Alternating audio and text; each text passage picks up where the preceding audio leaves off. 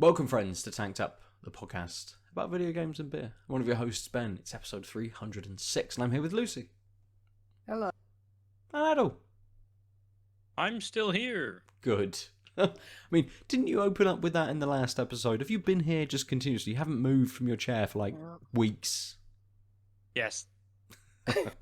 That's how that works. Perfect. Let's open some beers and kick the episode off. Aadil, you and I, we're twinning again. If you've listened to our previous episode, you know that we drank the Northern Monk Old Flax Store Project, a Canadian double IPA, or a Canadian themed double IPA as a collaboration. With Third Moon Brewing. And we have another beer. Ontario. Yes, we have another beer from that project as well. But Lucy, you've got a beer as well. What are you going to drink? I am going to drink a beer from Deya and Beak. I was very excited to pick this up because I'm really loving Beak at the moment. I had a beer from them, I think over the weekend, from them and Verdant, called Teamwork, Work with a U, and that was gorgeous. So, yeah, this is Cosmic Control. It's a DIPA, and it's 8%. And Nice. that's it. No. Well, it says full on juice with our good friends from Beak Brewery, but that's about it. Oh man. Oh, full on a Deya beer that already leads you in with full on juice. I mean, what is this? 2018? Yes. The amazing DIPA If only it times. still was. Simpler times, eh? Yeah, it doesn't tell you what hops are in it or anything like that. Just juice. There's wheat in it. It's spelt. Nice. Hops in the Okay, yeast. cool. I Get it assume yours. cracked open. And Aadil, you and I, we can open our new Old Flax Store project. So it's OFS063 Canadian Breakfast. Coffee, maple, vanilla, brown sugar, imperial pancake stout. It's 11% ABV, and its hops/adjuncts are coffee, maple syrup, vanilla, brown sugar, maple smoked malt. Which I love that it's clearly a template because it's hops/adjuncts, and then 0 hops are mentioned. And in contrast, with the last tin, which was very like Canada tour location stamps, it's just a classic part of a maple leaf on in red on a white background, as if you zoomed the fuck in on the Canadian flag. Yeah. Yep. Which we love to do. It's an 8 then an 11. It's been a while since this is definitely Ben. Oh my.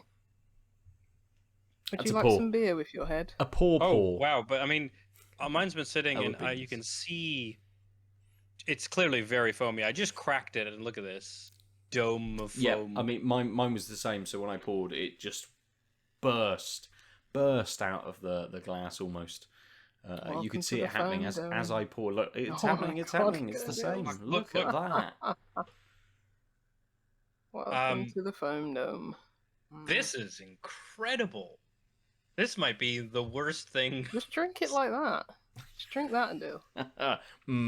Foam. It's like a block of honeycomb just plopped on top of it. I mean, yours great. is like solid. At least mine's got some bubbles. Yeah, yours looks in like it. an ant farm. Mine looks like like foam. Sand. It looks like someone poured sand. This looks like you filled part of a wall and then cut it. Like it looks like an actual foam. Like in Whilst these go down, Lucy, we'll come back to you for the day. And I didn't do amazing on my pouring. That's on me, not yours. You guys, I think that's the beer. But yeah, as soon as I crack the can, just getting that Deya smell. You know, tropical fruits, sunshine, happiness. All those Deya flavors. Yeah. They bottle happiness, or can it? Can it? Yeah. Yeah, but yeah, just very fruity. Just that unmistakable Deya smell, to be honest. If you've ever smelled one of their beers, just massive amounts of fruit. But yeah, nice looking beer. It's quite light. Yellow. I'd say yeah, straw coloured. It's opaque. It's just a block of yellow. Yeah. Yeah, nice. Well, it's about 2 finger. Very foamy and creamy white head.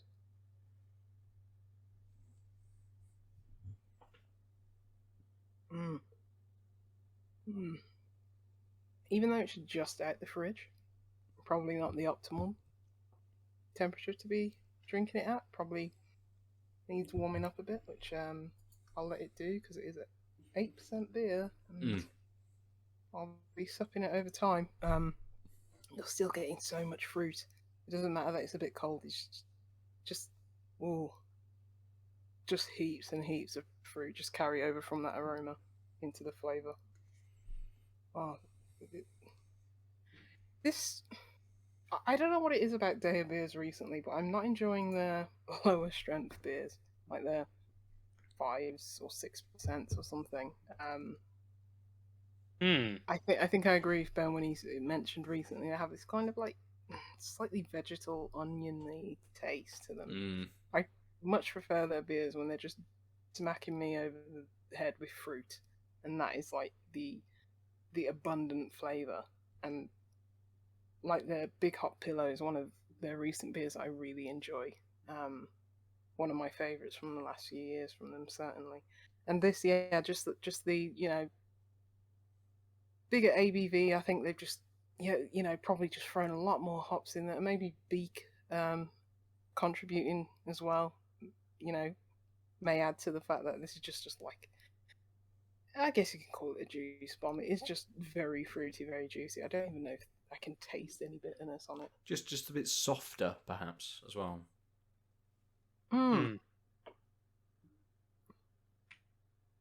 Yeah, a nice little bit of hoppiness at the end there, but yeah, it is really soft.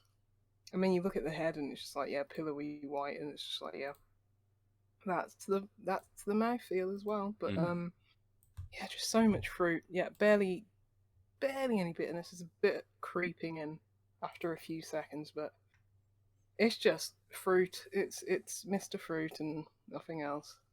Nice. It's like Catman, just yellow and full of fruit. Before he's eating the ghosts, which obviously makes him better.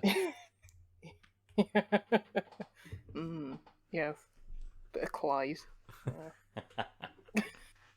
But yeah, there's not really much else to say. It's what I miss about Deya. I mean, it's got, I think it's got a little bit of bitterness creeping in at the very end, a bit of pininess, but mainly just fruit. And yeah, it's a real joy. It's very creamy, nice texture. Great, good. Nice, good. Which you're absolutely smashing back as well. I should slow down. Yes. Our beers have dissipated slightly. Yeah, I chose to just let it sit and not refill. I figured at least on my first taste I could just I really love that maple and vanilla brown sugar is definitely on the nose. Yeah. I'm not actually on the nose. I'm not smelling much of the coffee. This reminds me of kind of caramelized brown sugar versus caramelized sugar. Like you do have that depth of the brown sugar just on the nose. But it also has a cleanliness to the nose. It's quite like curt, that nose. That makes sense. Absolutely. I'd say that comes through in the flavour as well. But it's interesting that you can kind of pick things out. You can pick out that sort of that brown sugar, something more like a Demerara kind of sugar. You can pick out a little hint of vanilla. The coffee's a little bit lost in the flavour, but it does peek through. But all of these flavours combined give this almost like licorice taste to it. It's like you can go like, oh yeah, there's that. But the overall kind of flavour, especially when you've had a sip and it's sat with you for a little bit. It's kind of a little bit, the finish is a little bit licoricey. Yeah, there's this very light hint of sweet and aniseed that gives you that licorice. But again, it's not like aniseed, oof. It's not like what you have after like having a shot of sambuca. I just want to be clear because when you said licorice, I'm like, what? And then I was like, oh, I see what he's saying. Yeah. It's like the tail end of the finish, still a bit sweet, but you just get this hint of aniseed, which is really strange. I mean, I personally don't mind aniseed, but it is an odd thing because it doesn't show up, I think, in the foretaste at all. No. I wonder whether it's just a little bit of the vanilla kicking in with something else. You know, that combination. Once it sort of hit your palate and adjusted, like, this is just kind of giving me a little bit of kind of, rather than each individual thing, as we say, we can pick out in the foretaste. It's then that combination sort of at the end of everything. I think it's the vanilla combined with, there is a slight burntness to the sort of brown sugar demerara flavors that you don't notice because again, there's like brown sugar, there's vanilla, and there's maple, right? Syrup, and that's a lot of sweet. Yes. And so the first taste, what I think is remarkable is the first taste isn't like sickly sweet, but it's just like, yes, this is rich, and it works very rich, well with the malts. And I'm actually most surprised at how the coffee is doing stuff, but in the background. Yeah. And it's only when, and I think that might be where some of that burnt is coming in, but it's only when all of those things start to fade that there's this combination that gets this notion of aniseed. But again, it's very late in the curve. I'm mostly surprised at 11% and with all these sweet adjuncts that it's not a sweet, like it doesn't taste sickly sweet. It's not like, this is a really nice stouty stout, which has just enough vanilla, just enough brown sugar, just enough maple to give you the taste of those without giving you like, oh yes, this is a sweet. Like this is, despite all those things, give me a milk stout, it's going to be sweeter. Like the lactose, even on a lightly lactose to milk stout, is going to taste sweeter. So even though it says all these things, I wouldn't be afraid of the sweetness of this beer. Yeah, absolutely. It's a very decadent beer. It's very rich. As we say, it's very, very sweet in there, but there's a lot of stuff. There's so much going on in this. Sounds like I'd hate it. I don't like licorice. I don't like aniseed. Well, but again, it's not a big licorice flavour. It's just that end. right at the end, just that kind of aftertaste. And you can replenish. You can replenish with those initial flavours, with another sip sort of thing. I also want to point out that I didn't make that connection until Ben said it, and then I looked for it because I really want to emphasize how it's on the initial taste, how and I think I'm with Ben that this is a combination of things which gives a hint of that because it's so far back there. So like the fact that you have to look for it, I'm not saying it's not there, but I'm saying I don't think if you hated these flavors, would this like hit you the wrong way because it's such a small, and also like small in amount, but also small in percentage of the overall taste. Like we're talking about it because it's interesting, but it's definitely not the main stuff. The main stuff is that demerara, that maple, that vanilla. And like I said, what I really find fascinating is how I can get those hits of all these very sweet flavors, but at no point do I feel like this is a sweet stout. Yeah. I think that's the most interesting part of the beer. Yeah, absolutely. Yeah. Sort of reminds me of like dessert in a can then, where it's like, okay, you can have maple, which I'm not a big fan of, or like,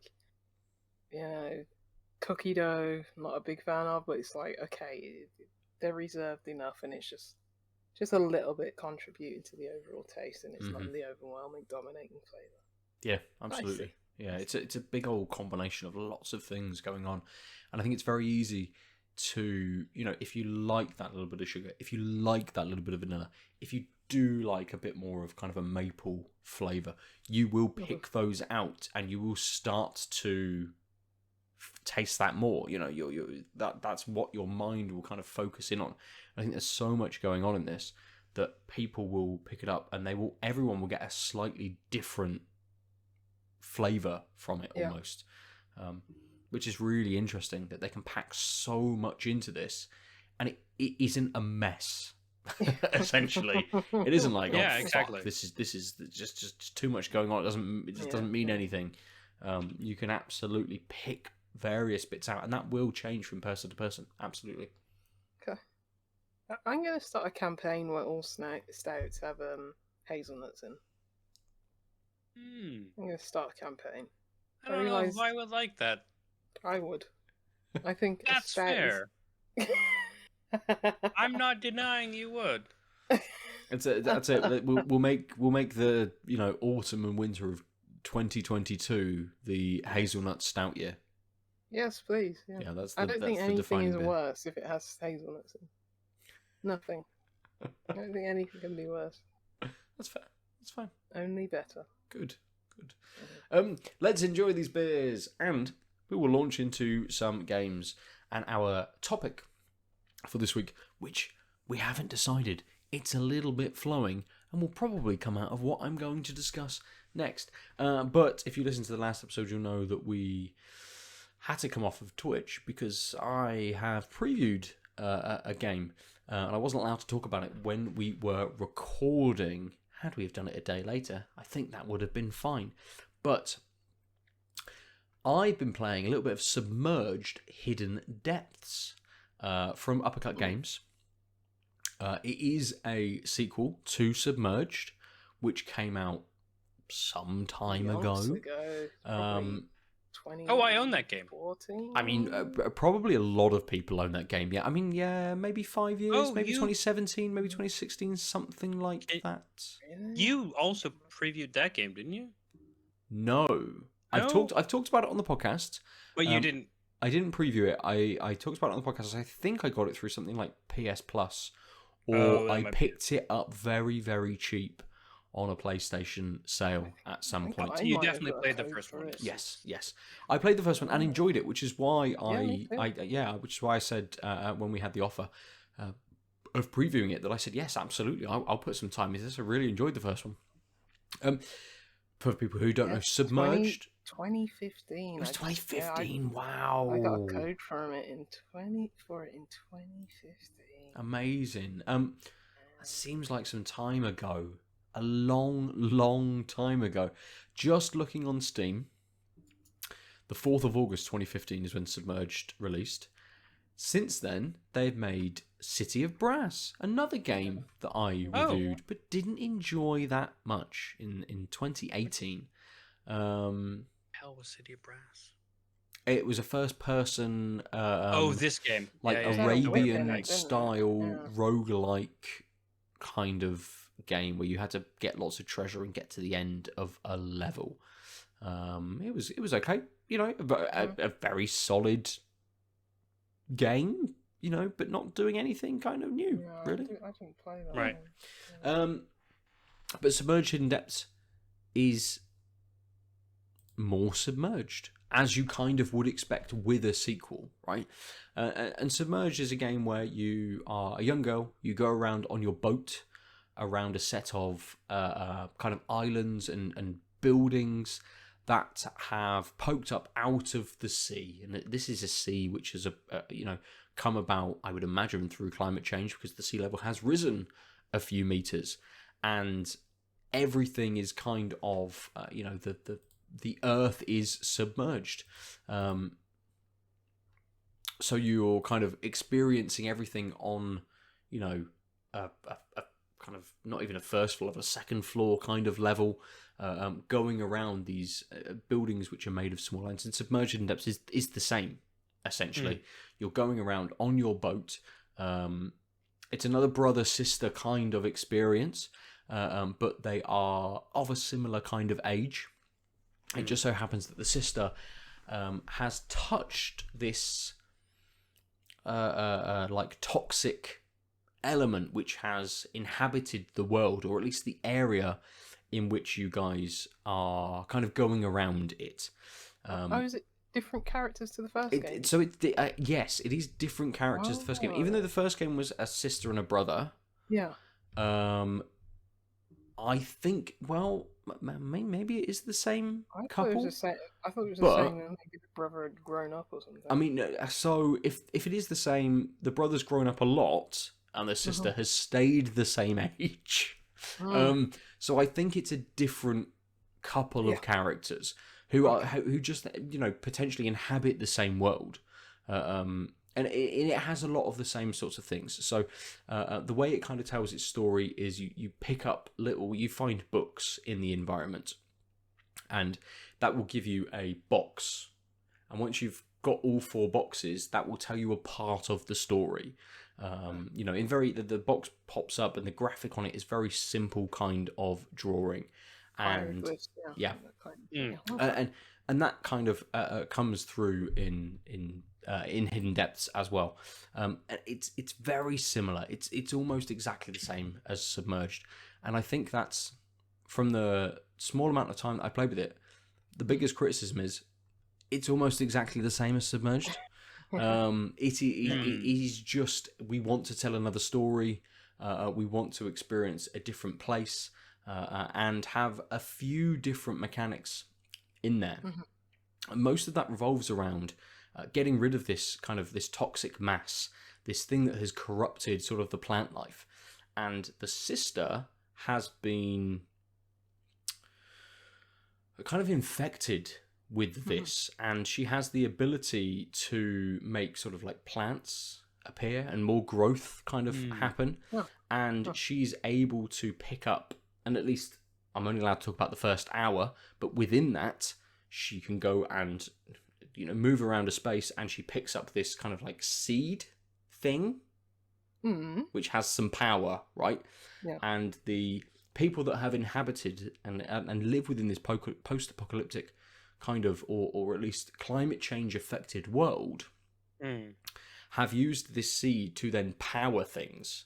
So it's plugged in, and in the first space I went to, I think it's powering a load of clocks for some reason, right? And so you unplug it, you take it down to this area and pop it in, pretty kind of standard exploration game kind of stuff. Find item, deliver it here, and it then makes everything in there not toxic anymore. The kind of the big roots that are growing through all of this sort of area kind of come back to life, and all of this.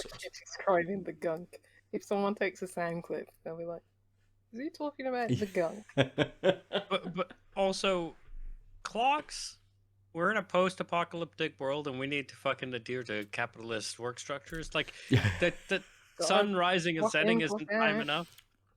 So, I mean, I think it's much more like that this is set quite a distance off from sort of like the fall of our civilization, right? If it's set within the same world, which everything kind of points towards. And that clocks are, or kind of other things that are being powered by this are like, what is this? What we've just plugged it all in and hooked it all up because for some reason we've decided that we're going to worship clocks, or we think that this is a thing that should happen, that these clocks should keep ticking over for some kind of reason.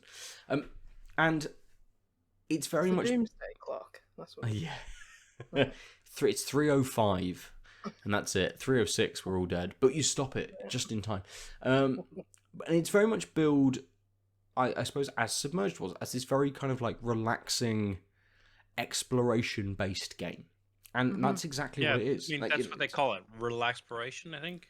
Relaxploration? No, they can't call it that. That is a buzzword in their marketing materials. Oh, is it really? Better than Levolution. I like relaxploration. I mean, because those two things are nicer than Levolution. Before we go further, I'm curious now. So I did some poking. It doesn't seem like Riku and Taku. I've already lost the names. Miku and the two protagonists don't seem to be the ones from Submerged. Oh, okay. Then my next question is, as someone who's played a bit of it, can talk about the first hour of this and has played a chunk of Submerged, is this the same world? I think so. Make a sequel? Yes, I think so. I think this is the same world. It's just that some time has passed potentially. So wait. So in Submerged, was it like right after the? Oh fuck! It was like 7 years ago. I can't remember. Yeah. So this is what I'm sorry. This is why I was asking that question. I get that this game is like so much time has passed since climate crisis that clocks are powered by a magic seed, and that's novel and crazy, and they don't know what to make of the clocks. How much does that differ from OG Submerged? I don't think it does, to be honest, because so it's like then are they basically concurrent with respect to today? Potentially, that's yes. Yeah. That's why I'm a bit like, oh, that they didn't continue with those characters, especially like it's a sequel, and it's like because like just looking at the screenshots, I thought it was like, yeah, the brother grew up, and okay, we're gonna do something, maybe find out a bit more about the world rather than rehashing like what happened to the world and stuff like that.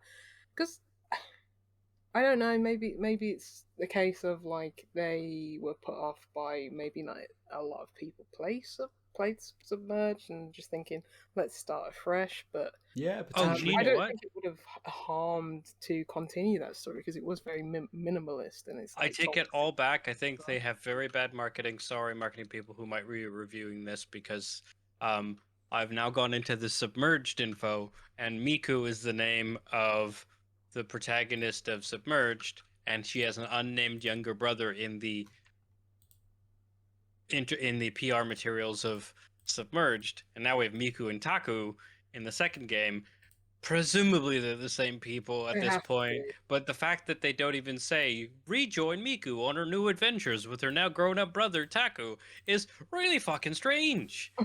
Like now I want to change the topic to what the fuck is wrong with like PR. But that's the thing. I've played the game and I had no idea that they were the same characters if they are, right? I mean, if it doesn't make it clear, then I am just matching names. I'm not looking at text that says it's a sequel. They're the same people. Like but that's bizarre if you've played the game, Ben, and I mean, you don't expect like for sequels, like for newcomers to be like entrenched in the lore, but maybe for people who are coming back, just give a nod. Just say, I don't know, small cutscene at the start of the game showing her brother just age. Well, and like I've looked at a few reviews of the new one, trying to figure this out like quickly, obviously, because I was also trying to listen to Ben because I'm a good co-host. But like none of them even talk about some of them say it's a sequel, but none of them talk about the continued adventures. Like no one seems to really have connected these dots, which really suggests to me that like they've been left unconnected, which is extraordinarily strange for a sequel that literally is name of previous game : other garbage. Like it's one thing if you're like, we're fine with like we want to make it loose so that people might think this is a brand new game and we don't want them to feel like they can't play this if they haven't bought our other one, which is like admirable because most people won't be like, you think you need to play the other one? Buy the other one. Here's a dual pack. Right? But it's very strange to be like Submerged, Hidden Depths. It's a sequel to Submerged. Because that's why there's not much of a story in the first one, but when you said, Ben, you weren't sure if they were connected, I was like, oh, would have been nice to pick up with those characters again. So well, you can. They are the same. But I think more of the disappointment is that the fact that the gameplay may not have evolved. So this is yes, and this is my kind of not big issue with it. It is much of the same, right? And if you want something that is kind of just non-combative and is exploration, is platformy, and has like no stakes, you just want to inhabit a world and kind of go around it and explore, then this is for you. There's lots of collectibles. There's lots of kind of aesthetic collectibles. You can upgrade the boat. You can pick up things kind of within the sea. I think I picked up like a gramophone. Like you just see some water like bubbling, and you're like, oh, what's this? And you get over there and you can press a button, and then the brother like chucks a grappling hook in the sea, and then suddenly just fishes up this gramophone. And then there's more collectibles kind of in the world. So there's loads of stuff that it's like, here is a space. Here is the ability to move around it. Just kind of do as you want and sort of inhabit this place. which is fine, which is absolutely fine, and you know the time that I spent with that, and I have spent a little bit longer with it than just the first hour that I'm able to kind of talk about, but only maybe an hour and a half, 2 hours. What have I played? I'll have a quick look. Go back. I'm gonna go forward. Yeah, I played an hour and a half. Okay. And within that hour and a half, I've done quite a lot. But it's all very similar, right? It's all the same thing. Go to area, find big seed that is being used for something, take it out, and place it to stop this toxicity being around this area. But at this point in the first hour, have you is outside of like, I am playing a game, so I will follow the mechanics. Do you care? I mean, I do. Like, I got on the boat and I just went exploring. Yeah. I'm like, cool, what's over here? Right, like I know that's roughly the next big area that I should go to. You can see from the kind of the way that they set areas out within the sea that here's a big mass of buildings, so that's going to be where the next kind of thing is. And you also have a telescope which you can pick stuff out on the horizon. It will kind of point you to where you sort of need to go. But I'm like, right, what's this building over here? Instead, I'm going to go over and see what this is like. I wanted to explore. Right. And I think that's very much how it's going to draw people in. It's like, what do you get from this to go and just explore and see what's happening? Get a little bit more exposition into the world. Unlock a couple of kind of things. Be that kind of person that wants to collect stuff as they move about and explore this space. Yeah. But unfortunately, at the moment, it doesn't feel much more than that. And that's again, Submerged gave me that, and I want Hidden Depths to give me something more. Yeah. I want you want maybe the depths of this game to be less hidden. Well, I want to know what Hidden Depths even means, because at the moment it's all surface level and exactly the fucking same. But now you can play as two people. I mean, you can play as two people, so there's certain parts where the brother will come in and do a little bit of the exploration when you don't need, you know, the girl's power of being able to pick the seed up and you know, do that kind of thing. No. But it looks lovely. Yeah, I mean that's the vibe that I got from this game, because it's like, I mean, I think it was a Google Stadia exclusive at one point. I was going to bring up that it is also an old game. Oh. Yeah. It was a Stadia exclusive that they have brought to Steam because Stadia imploded. Yeah. Wow. Okay. And I was just thinking they were probably craving content, and it's like, okay, we'll pick up this game. And I really liked the first Submerged game, you know. I really like that, like, Uncharted, very simple, like, climbing mechanic. Yep. And yeah, I just love going around that world, and I think I like 100%ed it and got all the achievements or something. And I just remember being there and just waiting out in the boat, just waiting for, like, I don't know, a whale to come out of the ocean, and you know, it was nice. And it was just like, I think that was maybe not novel, but it was different than most games that came out in 2015. But for, you know, a lot of games, for even this one to say, you know, coin a phrase, relaxploration or whatever it is. Yeah. They know that there are these Zen games out there. So I don't know if, you know, this game will stand out in a market where there are lots of those types of games, you know? So, including its original. Like, that's like, if you can't say much more than, like, oh, the graphics are updated, but it's essentially the same sort of vibe that you got from the first one. Me, as someone who never bothered playing the first one, am now more mildly curious about playing the first one. And if I didn't have it, I would probably just buy it because it's cheaper. Exactly. Why would I spend 15, 20 quid, whatever this is going to be, when I can spend £3.50 on the original game and have a similar kind of experience? And I hope it unlocks more, right? You know, as I say, I've only played 90 minutes, so we will see, and hopefully more kind of stuff comes up. There's a little bit of, you know, an ominous presence that is shown through a couple of cutscenes in that first sort of hour. So something else is kind of going on, but again, it doesn't feel like it's game. It doesn't feel like it's anything more than the first game. Like exactly. I don't think it will, just based on Android Central's review of this, because it came out in Stadia in December 2020, or at least that's when the reviews started coming out. And the big caption is, "Submerged Hidden Depths is a shallow and tedious exploration game focused on exploring the ruined and flooded remains of a lost world. During your journey, you'll find peace and serenity, but little in the way of engaging gameplay. It's got some charm hidden beneath the surface, but not enough to hold your interest." And that is exactly the reviews that came out for the first game. Yeah. yeah, but that's what I mean. Yeah, exactly. And I feel like that's kind of what you, Ben, said about the first game, but it's kind of what you're saying about the first hour and a half. And so it leads me to believe there aren't hidden depths.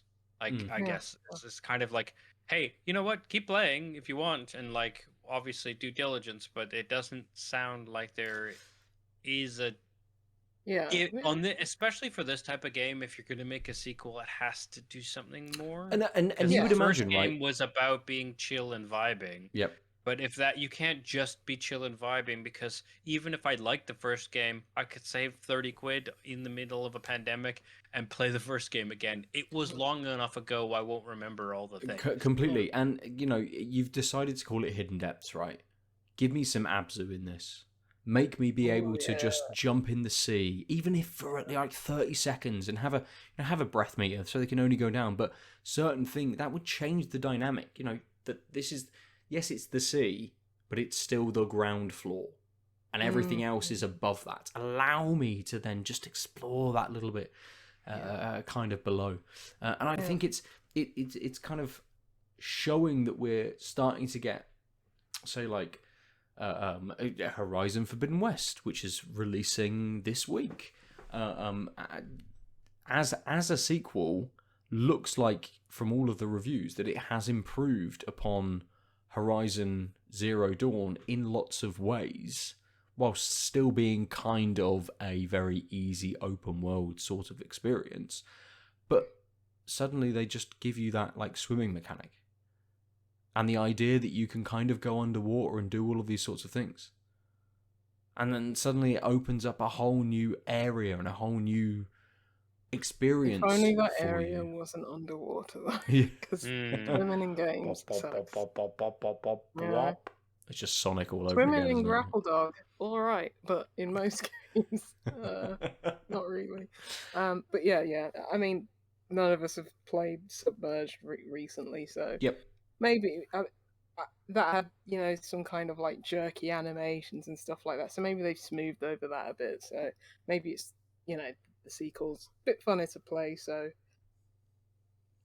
maybe there's merit in picking up this one at some point. I mean, it absolutely... Content-wise, it seems like doing the same thing. Completely. And it's going to be that game that I want to have on the PS4. Mm-hmm. That I can play when Evelyn is doing something in the lounge. I'm like, cool, she's busy doing something. What do I play? I need something that I can have on the TV while she's in the same room. Infinix. That isn't ridiculously violent, or has some kind of stuff. And at the moment, that's been Ollie Ollie World. Very easy for me to just jump back into that and just play it.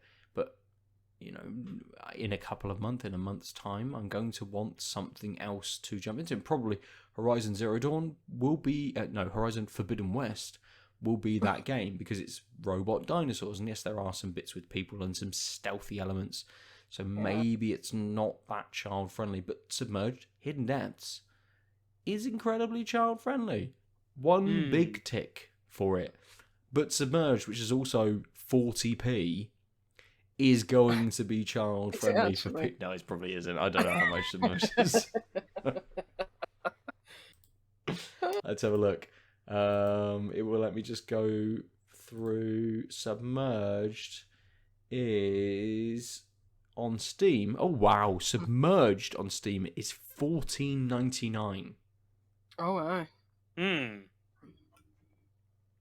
How much is not... I was just there. Hold on. I imagine it goes on sale for very cheap, though. Yeah, so... Hidden Depths... it's coming soon on... It doesn't even have price on Steam right now, the new one. No. Which is, I guess, I get it, but also I guess look how much it was on Stadia. Stadia's still around to access, right? You can look at... Is it? prices on Stadia. I don't know. They didn't shutter it completely, did they? Oh wow, you have Stadia. Yeah, I've never opened it or plugged it in.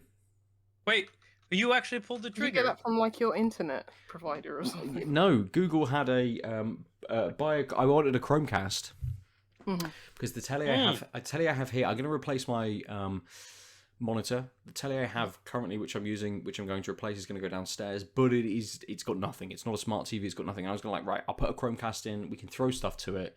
It's easy enough. It's going to be a second TV in the dining room anyway. Doesn't matter. I'll buy a Chromecast. And Google in their Black Friday deals were selling Chromecast for like $17.99, and they were selling Stadia with a Chromecast for $19.99. Oh, yeah, and I'm like, I get a control pad for £2. Yeah, of course I'm gonna fucking do that. Like, yeah. So yeah, And yeah, you can throw that X1 out the window now. Be like, buy perfect controller. I'm gonna use Stadia. Vampire Survivors has worn that left stick down something fucking rotten. So yeah. I have to say, I think it's mostly because I just sometimes turn on games like Vampire Survivor in the middle of trying to do something else. But I still use the keyboard. Oh. You sicko. And I even start with Knife Bro, which needs you to face the right direction, which is like the biggest pain in the ass. With a keyboard, because I have to hit S to. Lucy's melted. Excellent. Anyway, that's a different. How dare you? So, I mean, the Submerged in Depth brings up lots of kind of talking points, and I suppose as like a final criticism for Submerged in Depth, and it's the same that I had another criticism that I had with Submerged, and it's something that I was thinking about when I was playing Hidden Depths, is this like sense of place. That this is anywhere, right? It's not a specific city, or at least it doesn't come across as being a specific city. There are lots and lots of different architectural styles. One of the collectibles is like landmarks. You can find landmarks, and these are things that in the real world we're like, yeah, that's just a thing, right? You know, like an interchange, like a motorway, a highway interchange, and these are called like the concrete ribbons or something like that in the game. And there's all of these modern architectural elements to some of the buildings, and then suddenly it's like, here's some classical ruins, here's like a you know, neoclassical statue, here's then some kind of faux neoclassical kind of government building, okay, very American, but then they throw it into like super modern sort of stuff, and then they're like, oh no, here's this tower that was built at the turn of the 20th century sort of thing. Yeah. And it's just like, there is no sense of place with any of this. It's like someone went into Unity and like building. Absolutely. But it very much, again, the way that Submerged works, or Submerged Hidden Depths works, and again, I'm within the first hour, this shows you, right?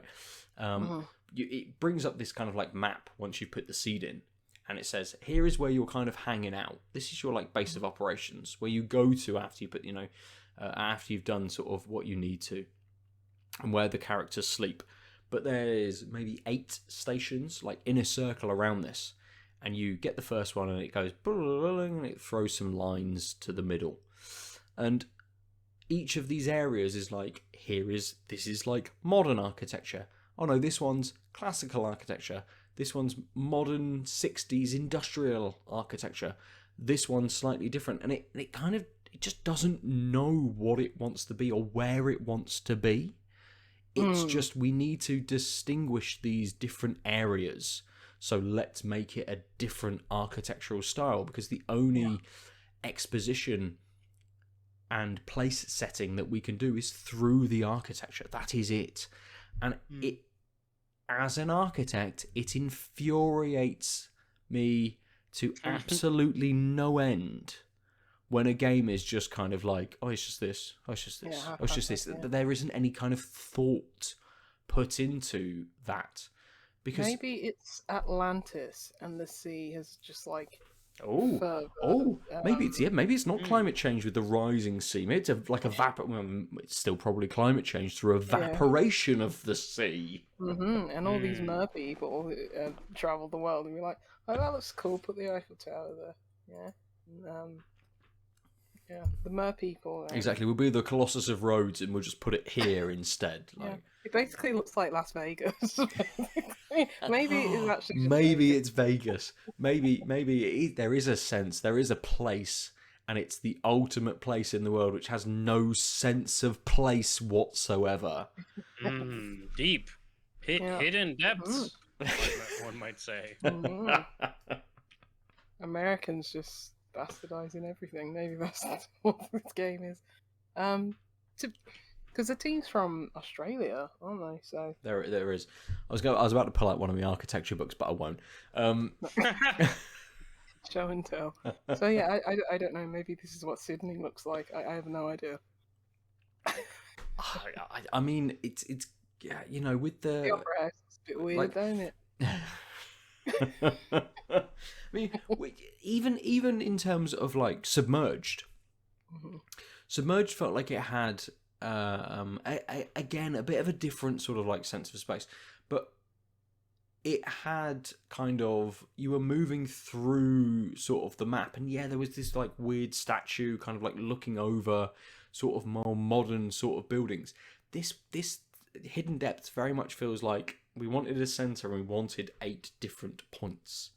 So they are kind of, rather than it being a map and we've kind of worked out sort of how that would be, we've looked at urban design and we've kind of gone, well, if there's like a university, then lots of the buildings around there, at least in the States, would be kind of, a bit more sort of neoclassical.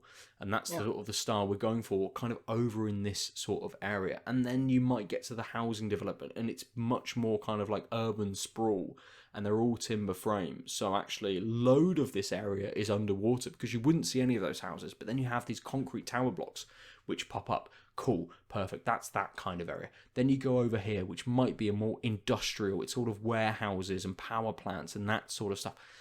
But Hidden Depths is just like, nope, just needed a bit here, we needed a bit here, we needed a bit here to pull into the centre. And that's kind of my biggest, it is my biggest issue with it. Like, I'm fine with it being just an exploration game where you collect shit. That's fine, doesn't matter. Like, everyone wants that kind of experience at some point. And that's fine to have, but most people in video games like me, I would just never notice that. But I think,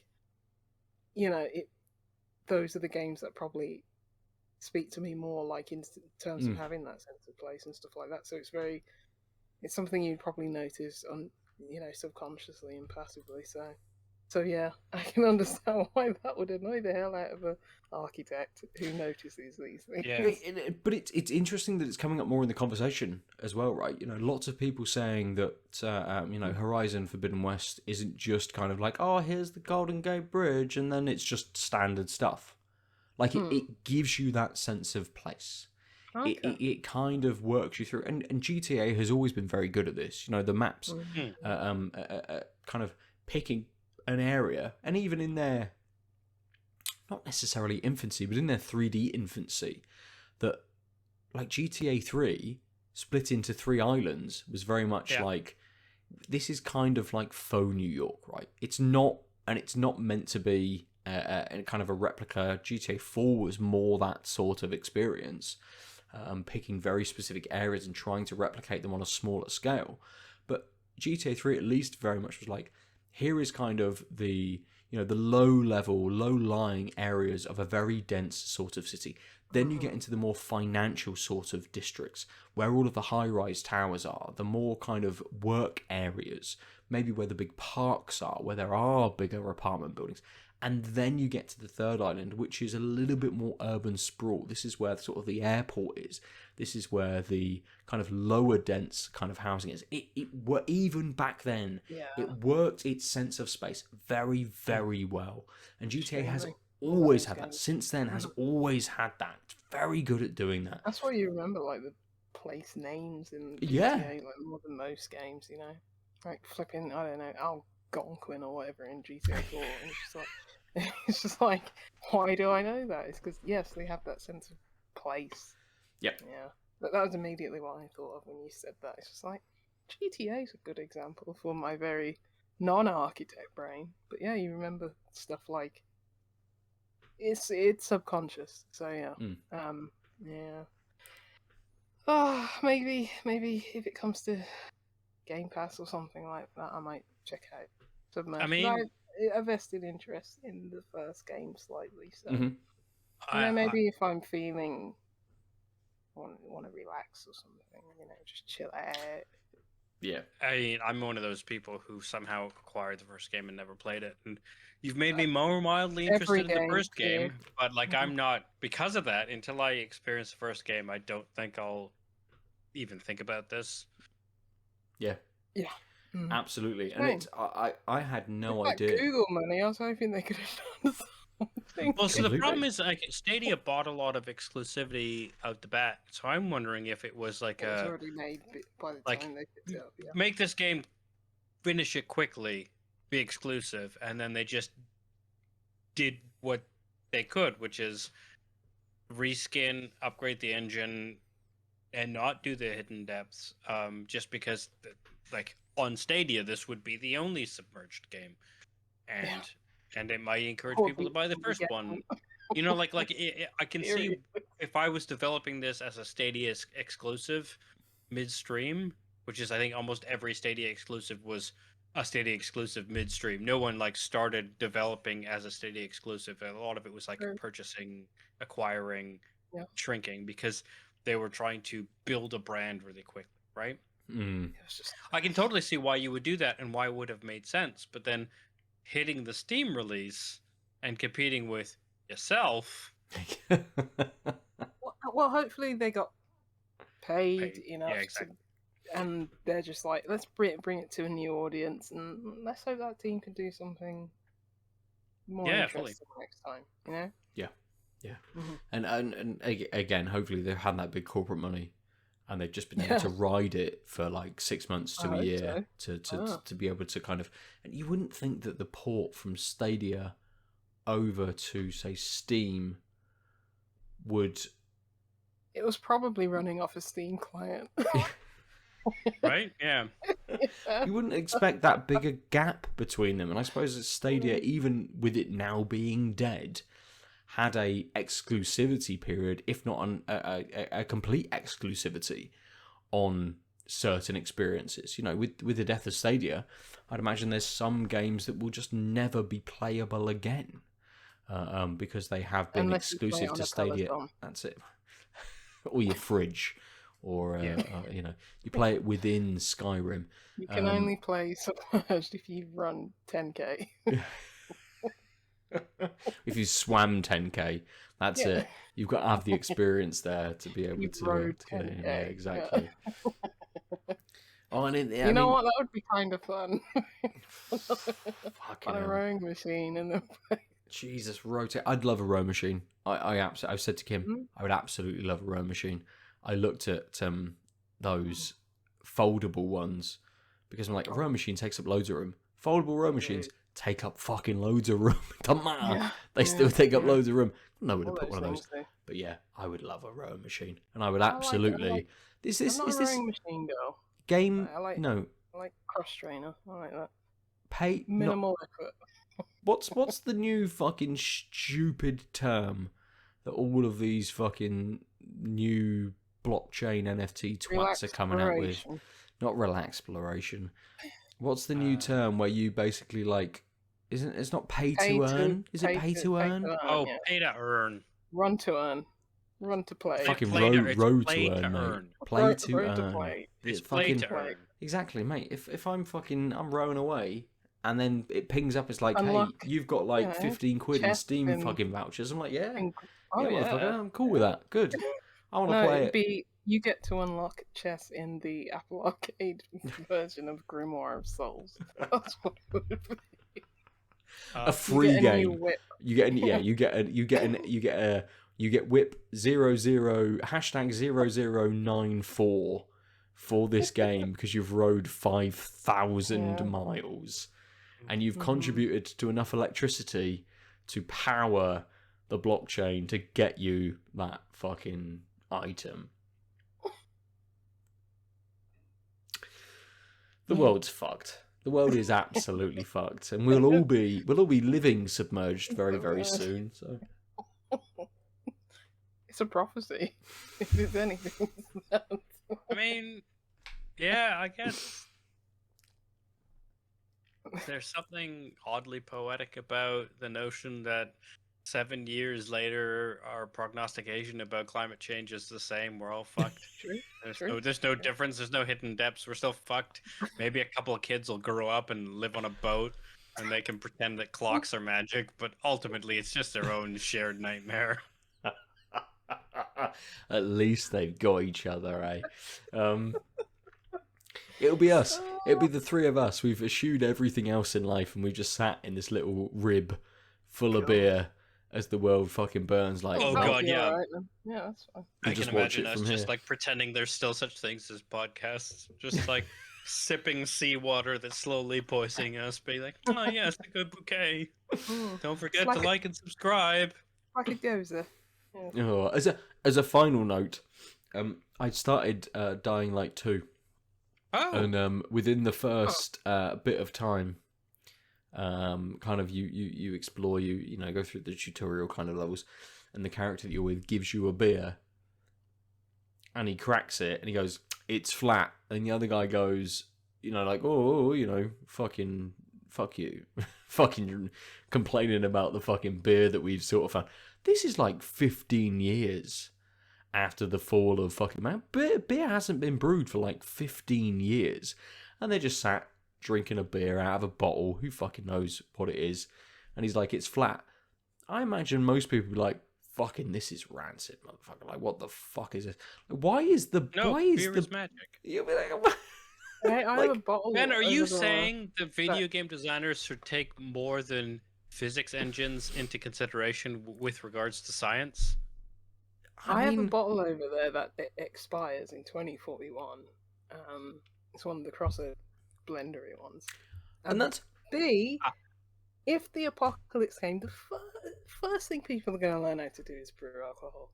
Yeah, I was going to say, brewing. The thing is, it's not going to be in a can or a that's true. bottle of beer, but we're going to have booze regardless because man won't just suddenly forget how to moonshine. No, I agree. But it's the setting. I do think that it's weird that they made it specifically. It's like they thought of half of science, right? Yes. Like they're like, we want a tin of beer. Oh, I don't know if beer lasts that long in the tin. Oh no, it's a bottle. It is a bottle. Oh, bottle, whatever. But same idea. Like it still has a shelf life. But the guy, you know, he wasn't like, oh, it's all plummy. Why is it all plummy? It's a bit vinegary. You know, he wasn't sort of chatting about that. He's just like, oh, it's flat, mate. That was the only problem with this 15-year-old beer. That lasts that long. Yeah. So maybe they have the beer tasting turkey or whatever that game. Oh, I don't know. I think the next one, Dying Light 2 is now set in like Eastern Europe, maybe. Okay. Checking. Maybe. I don't know. Wait, did you say Polish, Eastern Europe? Techland's a Polish. Techland's a Polish developer, so potentially game is set in the city of Villador. Yeah, it's a fake. Again, it's a fake Europe. place, right? It's just Europe. Yeah. It's a fake Europe. Fake. So I'll be interested to see if that has a sense of if that has a sense of place, and you know follows lots of Central to Eastern European kind of architecture. Let's talk about that at some other point in the future where I can just complain. I just have an architecture in video games podcast where I just complain about video games. I mean, I think that's fine. I actually think that one of the advantages of our new format is we could perhaps, you know, earmark a few games of that, like we've thought about a theme on and talk about them, or a new about game. The structural integrity of the house in unpacking. And why your university plaque is used as a wall bearing. Has to be put under the bed. Yeah. I mean, I say this as a philosopher. Like, there are certain games that bring stuff out that we kind of like say, blah, and then we're touch again. Like, I know, what was that game? Lucy, you actually gave it to me. And, Sorry? Forgotten City. Yeah, I wouldn't mind Philosophy. doing like a so 101. viewers, listeners.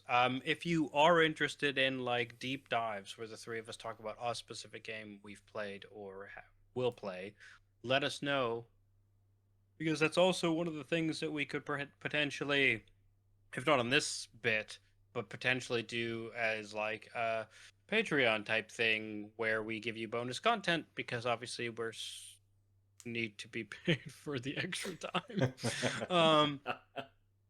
First But yeah, episode like is like 50 those cents are like Blood deep on the dives. Sand. First episode is 50 cents Blood on the Sand. Yeah, let's fucking do it. We gotta go. We've all got to go down we to need the we fucking... need like $2,000 of Patreon donations so we can all get the right systems and in our homes to play it. True. Perfect. But I mean, if what, like, this is why, like, we have a steady viewership, but y'all are very passive, and that's cool. Yeah. But like things like this, where it's like, do you like when all three of us have played a thing and talk about it? Do you like that type of thing? We actually need your input on. And like, do you like when we isolate a topic, and like if it's architecture in games, Ben will probably have a lot more to say, but we'll still be like, hey, yeah, what if GTA was made out of straw houses? I learned from a nursery tale. That's what those are called, fairy tales. Architecture's easy. That might be bad. You all inhabit buildings. Architecture's easy to talk about. Yeah, my point is, like, I'm a do you like the deep dives? Let us know, / other topics, because yes, with the new structure and also potentially bonus-odes, this is the type of thing we can go into, rather than just, I played this, I thought about this. Like, we aren't doing a lot of contrasting, because obviously we're still doing the weekly episode. That's all. Yeah, we're untethered. We can do anything. I mean, I'm very tethered. Also, if you like the if you like the episodes, YouTubers where we play communal games and are idiots together, let us know, because those have good viewerships. But again, no one comments, so we don't know if that's just put it on the background because it's a thing. Absolutely. And it's a good place for us to finish then this week. Let us know what you think in various different forms at Tanks Upcast on the socials, or go to outoflives.net and comment on the post. Go to our YouTube page, Out of Lives Network, and comment on the posts for our episodes. Let us know what you think, or come to our Discord and just chat to us directly, and we can shoot you a link. It's normally on outoflives.net underneath the post for the podcast as well. I'm @Nova_47 if you want to talk to me directly. Lucy is whatever Elon Musk is on Twitter, because I've reached the next stage of universal paperclips. I've released the drones, and everything on Earth is being mined after to make paperclips. So you've done it. You're corporate overlord. You've done it. Success. I'm ruler of the universe. Yeah. Well, I will be soon. But yeah. My other handle is also GCLucy9. Nice. Aadil, how do people talk to you? You can reach me at the Omniarch on all of the things. And I may be streaming a little more. I'm trying to figure out my schedule. But like things like the Submerged game, I'd really like to finish on stream, like could do episodically, and I'm just trying to figure out if that makes sense. But another thing, love to hear your thoughts about. Perfect. I want to see the suffering. Yeah, I feel like the suffering's been like, hey, my grandfather threw out my toys and they melted. I had to listen to my dad, and then my mom felt bad. Which again, I want to stress, were really tough. The Frog. Yeah. They were really. Oh, I really wish that I called myself Kermit Bronte now. I want to stress these were hard decisions, but like in the grand scheme of things, they were small. Given that the flavor of that game was definitely like, you may even be able to influence the world. Which again, I like the may even, because that suggests that you have to make the right decisions just to get there. Those choices. Yep. Anyway, yeah. But yeah, just let us know if you're basically. We have people who consistently consume our content, and we don't know what they want out of it, or if they even enjoy it, or if they just are gluttons for punishment. You don't even have to engage that much. Just shoot us a 2-word thing on Twitter. Just say, I like this. Yeah. Don't do that. Yeah, is good. Shut up about this. Yeah. Never speak of Metroidvanias again. You're like, oh Moir, shit, fuck. Moir Lucy. Just walk into the ocean and never be seen again. Then I noticed I was about to wrap up. We were wrapping up. We haven't given a final thought on our beer. So very succinctly, very swiftly, Lucy, a final thought on your beer. Pac-Man good. Juicy good. Perfect. Very good. Perfect. Aadil, a final thought on the Canadian breakfast. I really like it. I think, again, I will just reiterate that, like, there are all these tastes that you can on the tin that you can definitely see, but they aren't overwhelming. Again, I like the fact that it has all these sweetener type tastes, but it's still a stout, and it's not a milk stout. It's a breakfast stout, I guess. I think that's what it said. But like, it's not like super bitter. It doesn't have like the super malty back end, so I get why they call it a breakfast stout. But it isn't like, yeah, like a sweet bomb. Even though it has all these things, they're all layered really well. I keep forgetting it's 11%. Yes, absolutely. In a good way. Like it doesn't feel that way. Even its viscosity kind of doesn't betray its alcohol content. Perfect. It's good. They've been the beers. They've been the games. Thank you everybody for joining us for episode 306. We've been Tanked Up. We'll see you next time. Goodbye. Waka waka. I be here still. Never leaving. Like what? Waka waka is real good.